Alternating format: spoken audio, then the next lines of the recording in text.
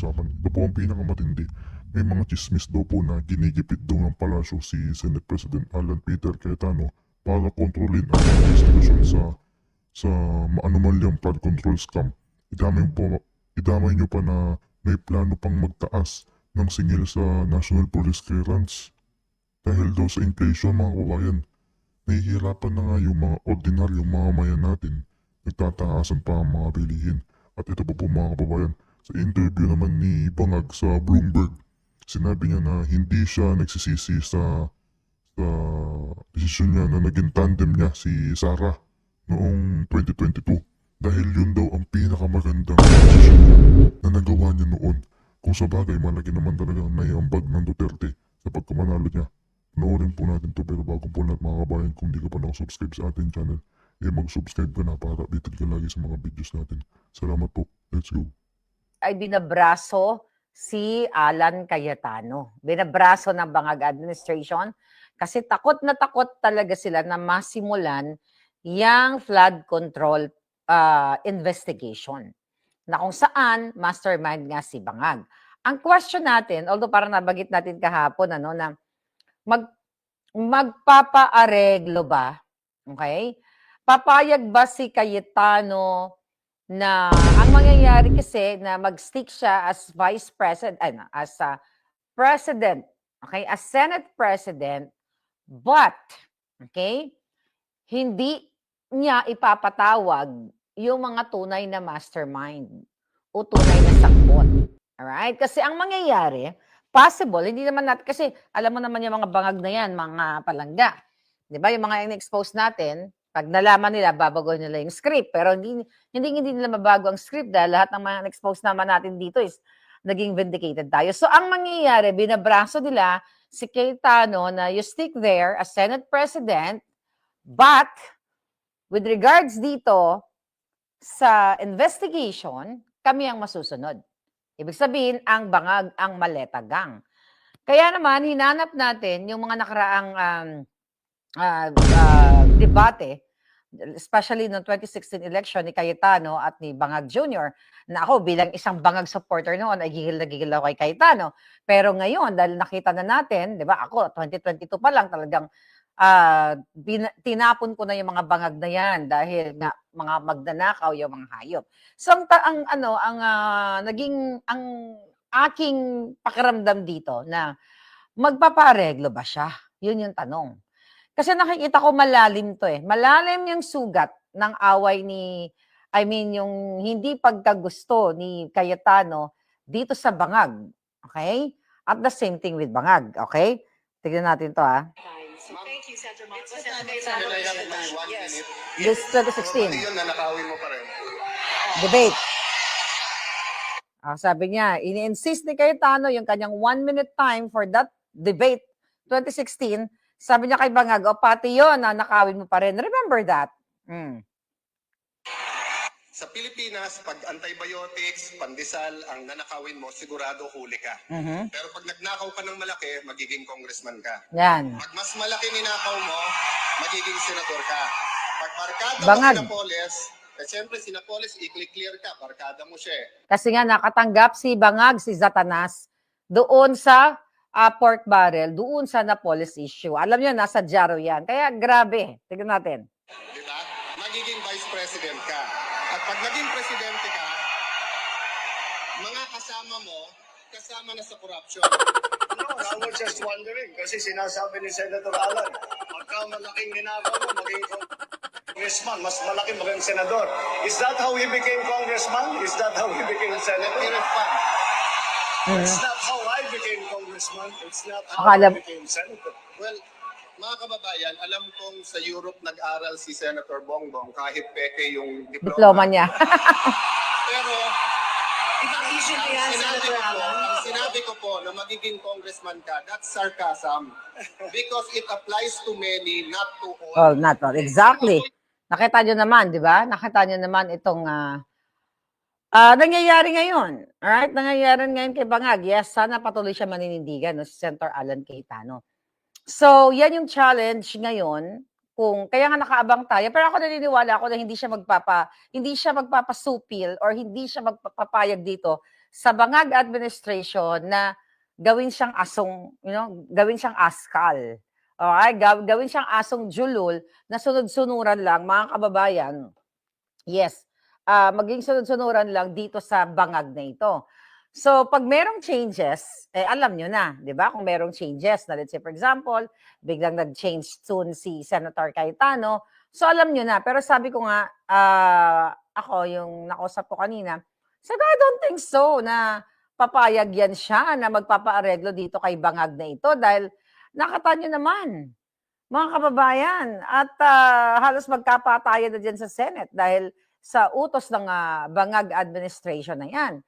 So, tingnan natin, pinagtutulungan din, no? Pinagtutulungan din si Senator Alan Cayetano ng mga kakampi ng mga Pinklawan, Bangagan, patungkol dito nga sa pag-change ng leadership, ang pagtalaga ng subcommittee na yan, ay talagang ang ginagawa nila ngayon ay i-intimidate, ipipressure ang Senate President at ang majority senators para bumaliktad sila or sumunod sa Bangag administration. Okay, it's okay, you stick with that majority, kunyari, pwede magpanggap lang sila. Then, kung ano yung utos ni Bangag, ay susundin nila. Meaning, pag sinabing, imbisigan si Zatanas, si Pangandaman, si Tambaluslos, di ba? Kung yun yung straight na, yun yung magiging takbo, di ba, ng investigation ni Senator Marcoleta. But I don't think also Senator Marcoleta will allow that na madidiktahan siya. So yun ang gustong gawin ng mga bangag. Yan ang kanilang areglo, maleta areglo. At sabi ko nga ako, naniniwala ako na hindi yan mangyayari. Kasi malalaman yan ng taong bayan kapag nangyari yan. Right? So yes, napanood daw ni Luna yung debate na yon. True. So kaya nga sabi ko, during that time, gigil ako kay Alan Cayetano, pero nakita niyo naman, ako ang unang bumuljak sa bangag na ito. So ngayon, mga kababayan, dahil nga in the past, sinasabi ni Erich Sylvester, ang law bender at US identity fraudster, magnanakaw ng identity, sila virus, na wala daw nasisimulan dyan sa Congress, like panukalang mga bills, sa Congress, sa Senado, na wala pa yung mga panukalang bills, kung mga dapat daw tutukan ng pansin sa isyong panlipunan. Paano nga maipupush? 'Di ba? Dahil nagwo-walk out ang mga yawa. And even yung mga maleta kongresistas, ayan, press conference here, press conference there, na sinasabi, bakit daw nung nag-change ng leadership ang Senate, bakit daw biglang itong inuuna ang flood control? Bakit hindi? Nakita nyo? I think ang nagsabi yun, yung Redon, nag-press conference sila kanina, yung mga maleta kongresistas. So kita ninyo, talagang synchronized yung kanilang pag-kontra dito sa nalalapit na investigation sa Thursday dyan sa Pilipinas. Tignan nyo to. For sure, napakinggan ng iba sa inyo. Katulad dito, yung sinasabi ni Alan Cayetano, na sinasabi ni Tito Soto Miles, yung hayop na yan, na yung pagtalaga ng subcommittee ay illegal. Listen.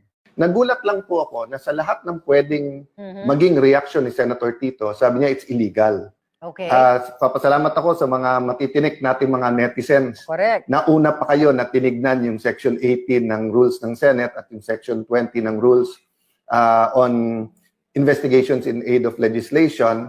Ang point ko, sa lahat ng pwedeng reaction, bakit parang ayaw talaga na ituloy ito? Ayaw nga, kasi nga si Marcos Bangag ang mastermind.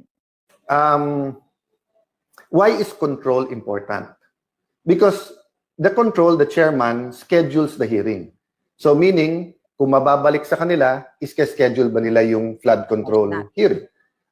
Kung iske-schedule nila, kontrolado din po ng majority at ng chairman sino ang iimbitahin. Correct. Kontrolado din kung once a week, once a month. Dati po, wala naman yung partial report eh. Kaya nga, paulit-ulit ko sinasabi, ang kailangan impartial, not partial. And paano ka maglalabas ng partial na hindi mo pa nabubuo yung theory kung ano talaga nangyari. Tignan niyo po, sabi ng Office of the Ombudsman, may mastermind. Sabi ni Senator Lacson, walang mastermind. So paano ka maglalabas ng report na partial pa lang? And then, paano nangyari yon na panay oposisyon, na panay sa Senado? 1 trillion budget sa administrasyon, walang involved dito. Correct. Sa ibang mga panig ng gobyerno, walang involved pa dito. So, I'm not going to go into the details precisely. Okay, I think that's about it. Yung pinaka-importante niya sinabi, ano? So, di ba, mga palangga, well, takot na takot sila kasi, ano yun? Takot na takot sila, Joanne, correct. Ngayon, ang question natin dito, mga kababayan, na kailangan talaga natin tutukan, ano ang mangyayari sa Monday? Okay? Dahil itong mga idiots, itong mga ulaga, ulaga 11, ang nakikita natin, paparalisa nila yung Senado. Paano nila ipaparalyze? Di ba, hindi makakapag-deliberate kapag kulang yung quorum. So, mag-walk out na naman sila. Di ba? Ano gagawin nila? Mag-walk out na naman sila. Let's say, for example, may motion from the what do you call it? Kasi itutuloy nila Monday na itong yung motion ni Senator Marcoleta para amyendahan itong Senate rules. So anong gagawin nila sa Monday? Ito yung kabang-abang. So mag-walk out na naman ng mga putang ina para hindi matuloy yung amendment tapos mag-a-adjourn sila. So ano mangyayari dito? Kasi yun ang nakikita ko mga kababayan So, hindi makakapagsimula kasi nga, mag-walk out sila ng mag-walk out, mga asar lang sila. Kasi ipipressure nila si Alan Cayetano dahil sinabi niya kahapon ni 2 days ago ni Erich Sylvester sa interview niya sa Bilyonaryo na para daw bumalik ang dignidad ng Senado, dapat daw bumaba si Alan Cayetano. Kita mo tong putang inang ito? Sabi ko nga, ang kapal ng mukha. Dignidad, you talk about dignidad. Erich Sylvester, ikaw ang yawa ka, magnanakaw ka ng identity, nagkasala ka sa bansa ng Amerika sa pagnanakaw mo. Then you talk about dignidad, gusto mong tagalin si Cayetano dahil yun ang utos ng bangag sa inyo na i-pressure, gumawa kayo ng synchronization fake news, magpakalat kayo, mag-emotional appeal kayo na, simulang naging si Alan Cayetano ang naging Senate presidency, yun na, nagkaletse-letse na ang Senado. Nakakahiya na, nag-aaway-away na. Di ba? Yan ang statement ni Bangag. Yan din ang statement ng mga julul na mga paring mga nakatanggap ng maleta. Di ba? So, ngayon, ang question natin dito, ano mangyayari palangga? Magkakaroon pa ba ng mga deliberasyon? Kasi mag-walk out ng mga ito Right? Mag-a-absent ba sila? Anong gagawin nila? So, mapaparelisa ba ang Senado dahil sa kanilang, kasi nga, ikitang-kita nyo naman, hindi sila nandyan, ang 11 na ulaga, hindi sila dyan para makiisa sa majority. Diba? Dahil nga sila ay utusan ni Bangag. Hindi sila papayag, mga kababayan, na hindi nila mabawi ang Senate presidency na yan. So sabi ko, kaya hindi natin alam, baka may susunod pa. Baka sa sobrang huramentado, di ba, magpadala na naman ng mga mamamatay tao dyan, gogorgorin silang lahat. Posible yun. Kasi ayaw nila makinig. Lahat sila tinitira the Senate President, di ba? Kasi once matanggal na nila ang Senate President, edi panalo ang mga putang ina. And I hope walang solid pa rin itong majority 30 na ito, walang bumaliktad, walang magpabayad ng maleta. Kasi alam natin, once may bumaliktad dyan, sa kabila ng pagigipit, sa kabila ng pagkakaso ng mga bangag, ibig sabihin yan, nabayaran sila o natakot sila. Right? So, ang aabangan natin, mag-walk out ba uli itong mga hayop na to tomorrow? Sa Monday, dyan sa Pilipinas.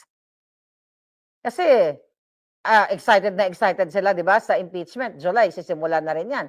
So, kung hindi sila papasok sila, mga kababayan, mag-walk out sila ng mag-walk out dyan, ang mangyayari dyan talaga, magulo. Ibig sabihin, maaantala yung mga important bills, Sila rin, yung budget nila, kung hindi na sila papasok sana hindi na lang sila pumasok forever, yung Minority 11.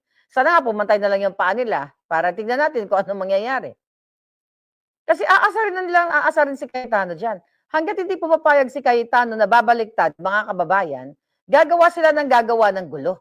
Diyan ngayon magkakasubukan kung ano ang kung ano ang mga susunod na pangyayari. So, possible yan na i-reprimand sila ng Senate Sergeant at Arms. Let's say, for example, hindi sila pumasok. Hindi, wag tayo pumasok. I-boycott natin hanggang ma-pressure natin si Alan, ganyan, ganun. So, actually, pwede silang hanapin kung nasaan, hoy, pumasok na kayo, mga hayop kayo. Pero hindi mo sila mapipilit. Right? Kung talagang i-boycott nila. So, ito yung kaabang-abang. Ito yung kaabang-abang sa Monday kung during the motion ni Senator Marcoleta, when it comes to amendment of Senate rules, kasi hindi po pwedeng, sa tamang pag-iisip ng senador, whether minority ka or majority ka, kahit hindi mo gusto, labag sa loob mo, kasi ganyan naman sa politika eh. Even sa Amerika, sa Europa, sa Russia, sa China, di ba? Hindi kayo lahat parehong mind na may saltik katulad ng Ulaga 11. So kahit ayaw mo sa motion na yon, bibigyan mo ng chance, okay? Yung motion na yan, sabi nga, di ba, ni Senator Cayetano at ni Senator Marcoleta, hindi pa nga natin na pagdedebatehan eh. Nire-raise pa lang. Itong pag-amyenda, 'di ba? Na makaboto, magkaroon ng teleconferencing o mag-participate ang isang senador katulad ni Senator Bato na hinahunting at pinakikidnap ng bangag administrasyon. So yun yung pinakamalaking challenge sa Monday. Iniisip ko, magpapadala ba ng mga de-armas na naman si Bangag doon? Yeah, magpapadala ba siya doon para mang-bang-bang-bang na naman?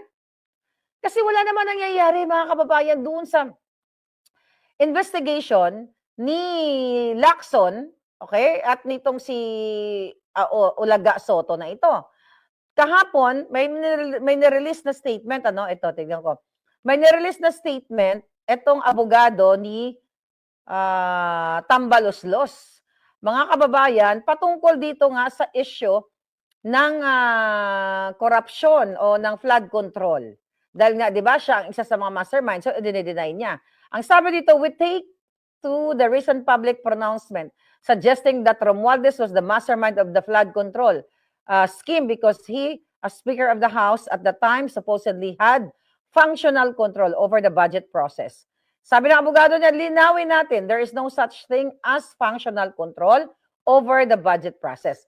Hindi po ginagawa ng isang tao ang national budget. Hindi ito hawak ng isang opisina lamang at lalong hindi ito kayang diktahan at kontrol ng House Speaker Julul. Kasi nungalingan yan. Okay? Sabi niya dito, ng abogado, which is statement to, no? Ni Speaker, okay? Kay Speaker, para sa kaalaman ng publiko, ang ating national budget ay nagsimula sa ahensya ng executive, ekotibo, nagsumiti ng kanilang budget, Anyway, napakahaba ng statement niya. Sabi niya, wag nating baluktutin ang katotohanan. Wala pong kakayahan ang speaker na diktahan ng mga senador, ang pangulo, ang sinuman. Walang kakayahan pero nagsabuatan. So dito sa statement na ito, mga palangga, hindi niya sinasagot. Okay? Ang alegasyon ni Zaldico na nag-deliver si Zaldico ng mali-maletang pera dito kay Tambaloslos at dito kay Bangag Jr. So nakikita mo dito, mga kababayan, imbis na sagutin niya yung alegasyon ng mali-maleta, sila ganyan sinasabi dito na, ang ibig sabihin nito, walang control ang Speaker of the House, nasa executive yan, ibig sabihin na kay Bangag. Paulit-ulit niya na kay Bangag, si Bangag. Di ba? Ang nagpo-propose ng budget ay executive. Sabi niya dito, ang nagre-release ng pondo, executive. Di ba? Ang nag-i-implement ng budget, si Bangag. Ano sabi niya dito? Ang nagsicertify, ang Bangag. Ang executive, yun ang sinabi niya.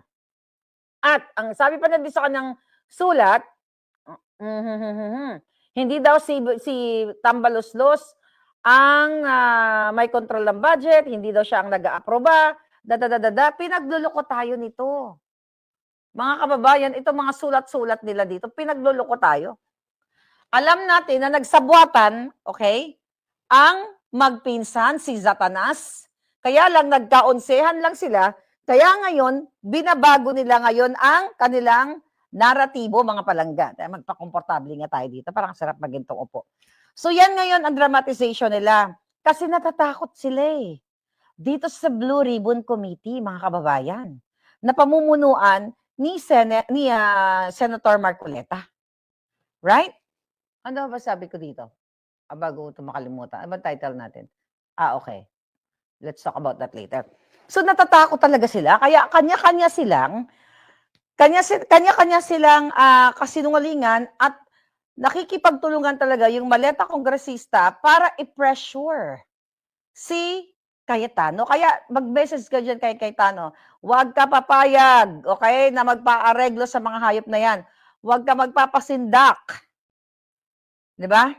So mga palangga, okay, mapunta tayo dito. Teka, si Robin Padilla may statement. 2 hours ago, the present Senate leadership is fighting for sovereignty. And you call it a national disgrace? Fear history? For in it, none of your acts will be hidden. Sabi ni Robin Padilla. Ayun na nga.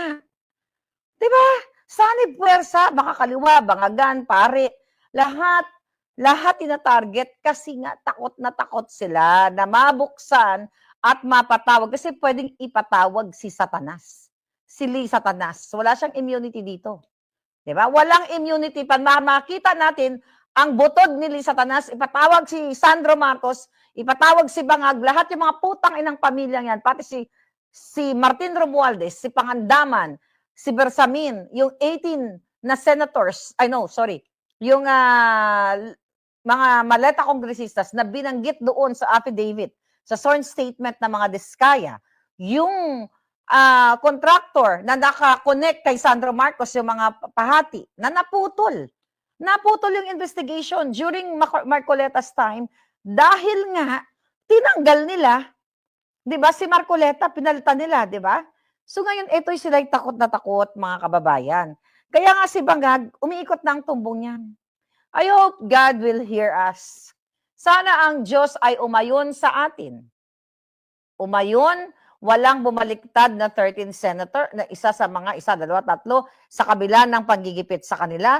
But ako naman, mga kababayan, I'm very positive na sa kabila ng pinagdadaanan natin, baka naman mapagbigyan tayo ng langit.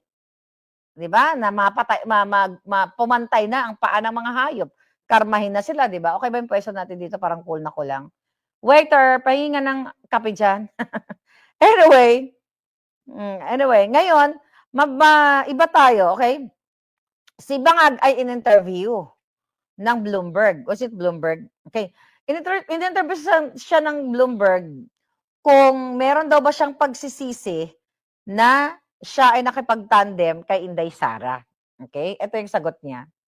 Alright? Ang sagot niya, okay, May 29, in an interview with Bloomberg Television, okay, on May 29, Marcos dismissed suggestion that it was a mistake to run on the same ticket as Duterte during the 2022 elections. So tinanong siya kung may pagsisisi siya. Sabi niya, no, I don't think so. Mga kababayan, of course. Dahil, bakit siya magsisisi? Bakit ka magsisisi, Bangag? Dahil kung hindi dahil kay Sara, adik na adik ka pa rin. Lubog ka ngayon sa kangkungang hayop kang putang ina ka. Natural, wala kang pagsisisi. Sabi niya, I think it was for the time, that was the best thing that we could do. Yes, akala namin, sa slogan mo na sama-sama tayong babangon muli. Yung pala, kayo lang ang babangon, kayo lang ang gumigising sa umaga para maghakot ng maletang pera.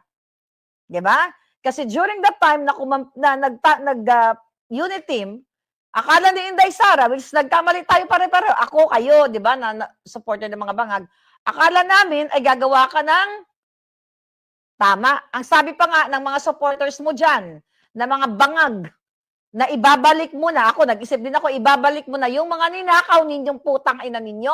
Yung pala, hindi kayo nakontento sa mga ninakaw nyo, inuubos nyo ang pera, ang dugo ng taong bayan sa araw-araw, minumintuto ng pagnanakaw mong hayop kang bangag ka. Ngayon, inuwi mo yung pera from Japan, yung pautang, nanakawin mo na naman yan. 3 billion, nanakawin na naman ang hayop na yan, mga kababayan. Then, sabi niya, we had, ito sa interview, we had the same idea of what needed to be done in government. Maybe that's change. Sinungaling to putang ina, same idea kayo? Same idea kayo? Yes, ang idea ni Inday Sara para ituloy ang magandang nasimulan ng tatay niya, ituloy ang programa para magkaroon ng maayos na progresibong bukas para sa Pilipino. Ikaw hayop ka, pinaasa mo yung taong bayan na hayop kang Marcos Jr. ka. Kasi ang inuna mo, smuggling, hoarding, kidnapping. Nangidnap ka ng 2 batang minor de edad, nangidnap ka ng Pangulong Duterte, mangingidnap ka ng bato, at now, sino pagkikidnapin mo? Ako, gusto niyong kidnapin, gusto niyong patayin. Diba? Ano pag sabi ng julol na to? Sabi pa niya, but if you look at in the context of that period, I think that was the right thing to do. Ayun na nga. Sabi niya, excuse me, that is great. Sabi niya, so tinanong siya whether he fears his policies could be reversed given Duterte's continuing popularity. Yes, very much. Natatakot daw siya dahil mataas pa rin ang trust rating ni Inday, mahal pa rin ng taong bayan, majority ng taong bayan, si Inday Sara, based on the latest survey, at kahit wala yung survey na yan, makikita mo all over the world ngayon kung paano magkanya-kanyang celebration ng taong bayan all over the world, mga OFW, mga groups, parallel groups, mga ordinaryong tao, kanya-kanyang post ng picture, di ba? Mga kababayan, ngayon ang sinasabi ni Bangag dito, nagwo-worry siya, nagwo-worry kang hayop ka. Anong ginawa mo? Pinalabog mo bayan, hayop ka, ninakawan mo ang mga farmers, tinatapon na lang ang repolyo, sibuyas, carrots, from Mindoro, from Benguet, of anywhere, any part sa Pilipinas na kung saan may farmers, dahil hindi mo tinutulong ang hayop ka, yung pinangako mong cold storage, dry storage, di ba? Ang tawag dito, from farmers to market, di ba? Yung pangako mo na tutulungan mong ibenta mula sa ibenta yung mga tulungan mo na maibenta ng farmers ang kanilang mga paninda mula sa sakahan papunta sa mga tindahan sa kung saan, maibenta ang kanilang paninda. Tignan ninyo, umiiyak ang farmers. Tapos Bangag, kung makaarte kang jutang Genemes ka, natatakot ka kasi baka hindi ituloy ni Inday Sara. Ulul, ang hindi lang itutuloy ni Inday Sara, yung pagnanakaw mo, pagsisingot mo dahil ardi kang hayop ka, pagsismuggling mo, at pag drug cartel mong hayop ka. By the way, speaking of drug cartel, mag-ingat kayo, mga OFW. Mag-ingat kayo dahil nireport ito actually ng local media sa atin dyan sa Pilipinas. Teka lang I think, wait a minute. Okay. Mayroong isang, demanding compensation from Cathay Pacific Airways. Okay, hindi ko na i-play yung balita ng buo. Mahaba to, teka lang. Alright. Merong ngayon, scam, okay? Tag switching, ang tawag dito, wait. Baggage tag scam. Okay? Na nagsimula sa Canadian Airport. Mag-ingat kayo, pero pwede mangyari to sa iba't ibang mga airport. Kanina ko lang napanood. Yung ginagawa ng mga cartel, okay? May kasabwat sila doon sa baba, yung mga nagta-transport ng ating mga maleta. 'Di ba? Pag nag-check-in muna tayo. Check-in tayo, ibigay mo yung passport mo, 'di ba, sa counter. Bibigay mo yung passport mo, tak, des lalagyan ng tag yung maleta, ididikit na yun, tapos dadali na sa conveyor. Pag dinala na yun sa conveyor, 'di ba, nakikita niyo doon sa baba pag nasa waiting list kayo, may mga nagta-transport na mga workers ng mga bagahe niyo paakyat sa eroplano. So doon nagsisimula ang switch ng tag. Let's say for example, mga kababayan, okay, I think ito yung paper, okay? 'Di ba? Ito, kunyari ito yung tag mo, okay? 'Di ba ginaganon 'yon sa maleta mo, gaganon, 'di ba gaganon mo sa maleta mo, sasabit na ganon. Ang ginagawa pala doon sa ibaba, doon ng mga contractual worker, may mga kasabwat silang cartel. Let's say ang bag mo kulay green. Okay, let's say kunyari ako ang bag ko kulay green, dalawa, papunta ako ng Pilipinas. So doon sa baba, tatanggalin nila yung tag. Clear contrast, dalawang tag. Yung tag ko, ng maleta ko, may nakaabang na dalawang maleta na kulay pula. Di ba? Maleta ko, dalawang green. Tapos meron dun kasabwat sa ilalim, dalawang maletang punong-puno ng droga. So yung sticker ng maleta ko, ililipat nila dun sa pula. Kunyari, papunta ako Pilipinas, papunta pala sa Malacanang yun, papunta kay Bangag. Okay? So ngayon, ang gagawin nila, isasakay nila yon sa eroplano, kasi kasabwat na sila eh. Tapos na yung checking eh. Kung ba, tapos na. So ngayon, uwi ka na ng Pilipinas. May nahuli, ay may na biktima na kababayan natin. Pagdating sa Pilipinas, it's either ma-intercept ka or makalusot yung bagahe mo. So ito yung picture. Google nyo na lang dyan mamaya. Pag na-intercept ka, alright? So ngayon, sasabihin sa'yo, oh, Claire Contreras, bakit itong malita mong kulay pula na ito? Puno-puno ka ng droga, ito, posas ka, kulong ka. Siyempre, magsasalta ko, hindi. Hindi yan ang maleta ko. Green ang maleta ko, hindi pula. Siyempre, ang gagawin ng mga authorities doon, sa Pilipinas, it's either, kung kasabwat sila, I don't know. But anyway, kung hindi man sila kasabwat, ang gagawin yan, dadalhin kay kukulong ka kasi pangalan mo yun eh. So, ididiin mo yun na hindi mo maleta. So, ang ginagawa ng mga sindikato, mga kababayan, it's either yung maleta mong green, like ako, yung maleta ko, isasakay din nila yun, pero wala ng tag. Diba? So, kung makalusot, kunyari hindi na-intercept, ang mangyayari, although hindi to sinabi sa balita, pero na-analyze ko lang to, habang pinapanood ko yung balita, maybe, maybe mali ako, maybe tama ako, na yung drug guard, yung may-ari ng maletang yan, nakasakay din sa eroplano. Tama? Tapos pag nakalusot yun sa checking, let's say sa ang bansa man, kasi may biktima sa Japan, may nakulong. Sa Korea, may nakulong. Pagdating sa conveyor, pag nakalusot lahat ng mga pulburon ni Bangag, kunwari, yung kasabwat na nakasakay din as passenger, kukunin niya na yung maletang green. Right? I don't know, pula, sorry. Kukunin niya na yung pula. Ikaw naman, wala kang kaalam-alam, kukunin mo rin yung maleta kong green. Tapos nakita mo, bakit wala nang tuntag? Lusot ka, wala kang ngayong problema, di ba? Hindi ka makulong. Pero, once na ma-intercept ang maleta na pinaglagyan ng droga, ikaw ang hahanapin, nakalagay yung pangalan mo dun eh. Na ano nyo yun? Napanood nyo yun? So, ang gawin natin, scary yun mga kababayan. Kasi may nakulong na Canadian na Pilipina, na 60 senior citizen niya, nagbakasyon na siya sa Pilipinas, 24 days dyan sa Pilipinas. Merong nakulong na sa Cancun, sa Mexico, 48 hours. May nakulong sa Japan, may nakulong sa Korea. Mga biktima ito. So yan yung racket ngayon. Ito naman Cathay Pacific, Cathay. Okay? Ito naman Cathay Pacific. Talaga masarap katayin yung kanilang, yung kanilang rules o yung kanilang policy. Kasi even, even return ticket, hindi nila sinagot doon sa nagrereklamong Pinay. But ganun pa man, I hope ilaban niya kasi may mga tumutulong naman sa kanila ngayon, lawyers. Pero ito lang, bigla, kasi gusto ko na pag-usapan dahil travel ako. Ang gawin natin, kunyari, ako LA to Austria. Kunwari lang. Okay.